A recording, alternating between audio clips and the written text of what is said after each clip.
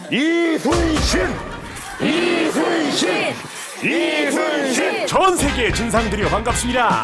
여러분이 좋아하고 저도 좋아하고 모두가 좋아하는 사랑스러운 두 클리비아지게 인사받습니다. 자, 이순신 장군님의 영화 그 한산 용의 출연이 드디어 600만 관객 돌파.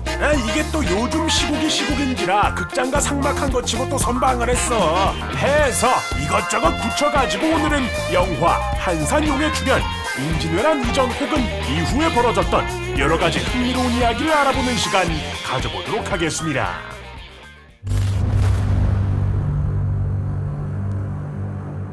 (1545년 3월 8일) 이순신 장군께서 이 땅에 당도하십니다. 한양 건천동, 지금으로 치면 서울 중구의 인현동 쪽인데 여기가 이제 또 군사훈련장이 있던 곳이었어요. 이때 뭐 PC방이 있던 것도 아니고 스마트폰이 있던 것도 아니고 하니까 결국 어린 친구들이 보는 게 군인 아저씨들 훈련하고 진짜고 이런 것밖에 없으니 우리 잼민이 이순신 이거 보고 따라하죠. 맨날 친구들이랑 몰려다니면서 전쟁놀이 하는 거야. 이때도 늘상 대장 역할은 이순신 장군이 맡으셨다. 떡잎이 달러. 여하튼 여느 때처럼 우리 잼민 이순신 동네에서 친구들이랑 진을 치고 놀고 있었는데 저기서 어른들이 다가오더니 쓱 지나가시는 거야. 우리 이순신 어린이 어떻게 해요? 예의 바르게 안녕하세요 인사하나? 아니, 바로 화를 어른들한테 딱 겨눕니다. 아니, 지금 우리 진 쳐놓은 거 안 보임? 어른들 뭐해? 하면서 난리를 친 거야. 이쯤 되면 진짜 광기, 기가 엄청 센 어린이였다. 그뿐만 아니라 잼민 이순신이 하루는 참외가 먹고 싶었대요. 해서 참외밭 주인한테 참외를 하나 달라고 했는데 주인은 주지 않았고, 이에 화가 난 작은 악마 잼민 이순신 집에 가서 말을 타고 옵니다. 바로 이제 참외밭이 아니라 쑥대밭을 만들어 놓고 돌아왔다더라. 성웅 이순신 장군님, 그도 어린 시절에는 어른들조차 애먹였던 여러모로 좋은 의미든 나쁜 의미든 대단했던 작은 악마 잼민 이순신이었다. 자, 한창 이렇게 동네에서 놀고 있는데 동네에 친한 3살 위 형이 살았어요. 그게 누구다? 바로 류성룡. 임진왜란 당시에 조선의 행정, 군사를 도맡았던 전시재상이면서 전쟁 이후에는 임진왜란의 전황들을 기록한 수기, 징비록을 쓰기도 했던 조선의 문신. 그리고 우리에게는 임진왜란 전후로 그 올곧은 성품 때문에 정말 다사다난했던 이순신 장군님을 변호하고 응원했던 듬직한 지원자로도 잘 알려져 있는 인물이지요. 그리고 같은 시기 조선에서 활약하고 있는 또 다른 위인이 계셨으니 바로 조선 성리학의 완성이라고도 불리우는 당장 지갑에 5,000원권 딱 꺼내면 보이는 그 얼굴, 율곡이였습니다. 당시 이순신은 온갖 부정부패 철벽을 쳐오다가 적이 많아지면서 좌천을 당해 훈련원 봉사가 된 상태였는데 그 묵직함이 소문이 나서 이조판서였던 이의 귀에 들어가게 됩니다. 이순신은 이와 같은 덕수이 씨였고 나이로는 이가 이순신보다 9살 연상이었지만 학렬로만 따지면 이순신이 이의 삼촌뻘이었다고 합니다. 이에 이는 류성룡에게 이순신과의 만남을 중재해달라고 부탁했다고 하지요.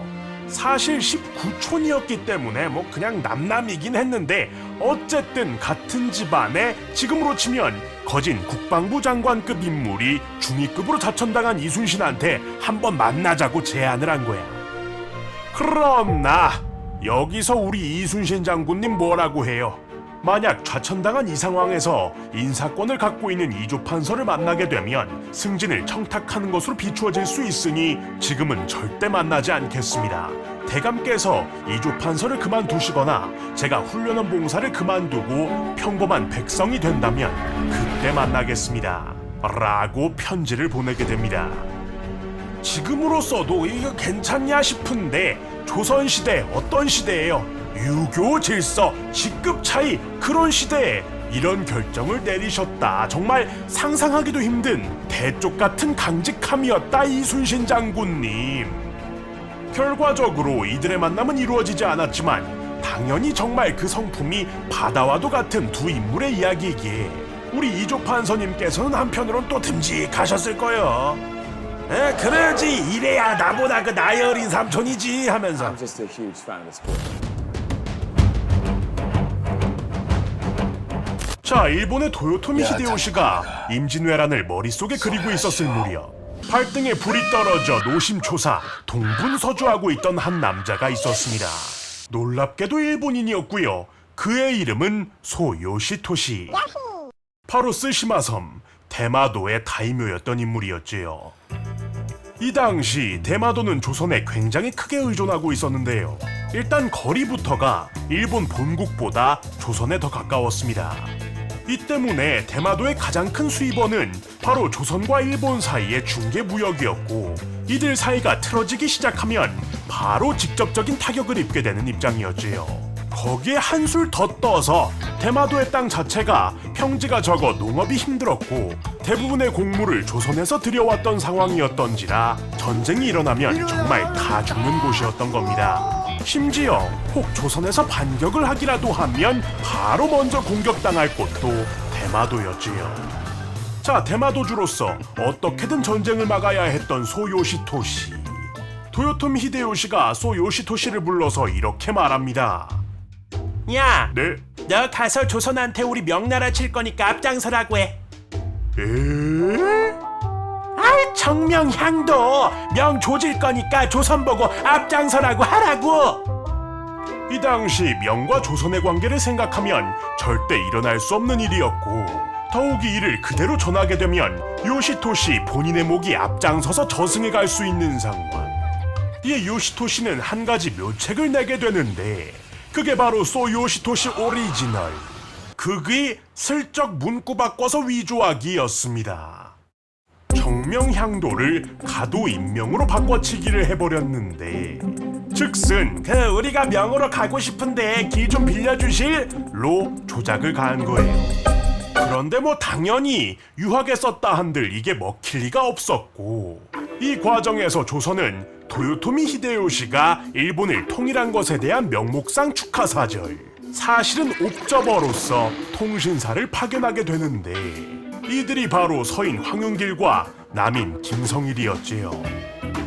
이들은 각자 일본에 대해 다른 주장을 펼치면서 조선이 전쟁 전 총력을 다해 대비하지 못하게 되는 원인이 되기도 하는데, 요거는 뭐 오늘 주제로 다루기에는 너무 깊으니까 다음에 이야기해보도록 하고, 이때 이들을 만난 히데요시는 조선의 통신사들에게 밥도 제대로 안 줘, 몇 달을 기다리게 해, 애 데려와서 애가 자기 옷에 오줌 싸니까 사라져, 이러면서 있는 물에 없는 물에 다 범했었는데, 이 또한 그의 의도는 아니었겠지만 중간에서 요시토시가 이들을 축하사절이 아닌 복속사로 둔갑시켰기 때문이었습니다. 결과적으로 히데요시는 조선을 마치 속국처럼 표현하는 답서를 써서 사절단을 통해 보내었고, 요시토시의 위조 대작전은 실패로 끝나고 맙니다.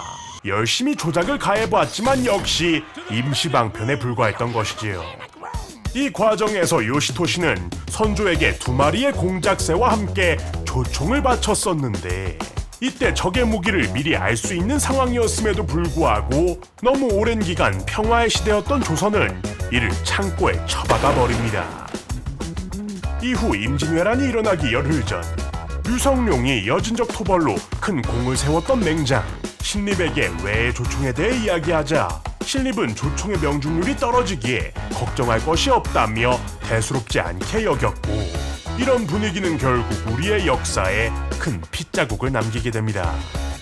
심지어 1592년 임진왜란 직전에는 요시토시가 히데요시의 승인을 받아 일본이 침공을 준비하고 있다며 조선에 통보하기까지 했었는데, 이는 조정까지 전해졌으나 아무런 반응이 없었다고 하지요.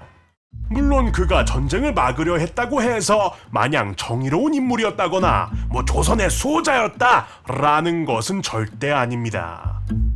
소요시토시는 임진왜란이 벌어진 후 일본군의 선봉장이자 장인이었던 고니시 유키나가와 함께 부장으로서 조선을 공격했고, 중간중간 평화교섭을 위해 노력하기는 했으나 조선군과 명군을 상대로 많은 승리를 거두었던, 우리 입장에서는 다 못돼 처먹은 놈들 그 중에 그나마 조금은 나은 놈 정도라고 보면 되겠습니다.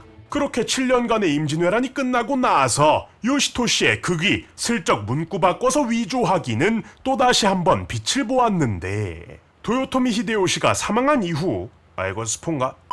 아무튼 사망한 이후 일본과 조선은 어쨌든 여러가지 상황상 그 관계를 회복해야만 했고, 그 사이에서 국서들이 오고 갔고 두 나라의 정세를 잘 알고 있던 요시토 씨는 열심히 중간에서 합의점이 될 만한 지점까지 하향 평준화를 해가지고 결과적으로는 조일 사이의 평화를 가져오게 됩니다. 그렇게 평화를 되찾은 두 나라 사이에서 대마도는 거진 200여 년간 식량은 물론이요, 비단과 인삼 등의 교역을 독점하면서 엄청난 이득을 취하게 되지요.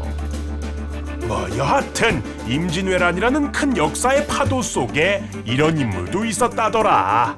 또 다른 여담인데, 이 소 요시토 씨의 10대 손이 바로 일제강점기 덕혜옹주의 남편이었던 소 다케유키 백작이었다는 거. 자, 여러분들의 생각은 어떠신가요? 댓글로 달아서 의견을 나눠주세요. 역사한다고 괜히 해서 영상 하나 만드는 게 시간이 지금 얼마나 걸리고 지금 책을 지금 몇 권을 읽었고 지금 정신이 나갈 것 같거든요. 어쨌든 영상 즐거우셨다면 구독과 좋아요, 알람 설정까지 빠짐없이 부탁드리면서 저는 다음 영상으로 돌아옵니다. 이제 영화 해야겠지? 두클립 양태형이었습니다. 저는 다음 영상으로 돌아옵니다. 고맙습니다. 땡카! 우리의 삶은 커다란 영화관, 감각적인 감성과 남다른 스크립트하면 내가 완벽한 조명과 타이밍, 그대와 함께라면 언제나 magic-hour. 각박한 일상 속에 각자의 감상을 녹여서 보여 로맨스 주인공처럼 이어지는 기대감 나대지만 내 심장 극장에 들어서서 팝콘은 세트 골라지 달콤한 향과 함께 들어서는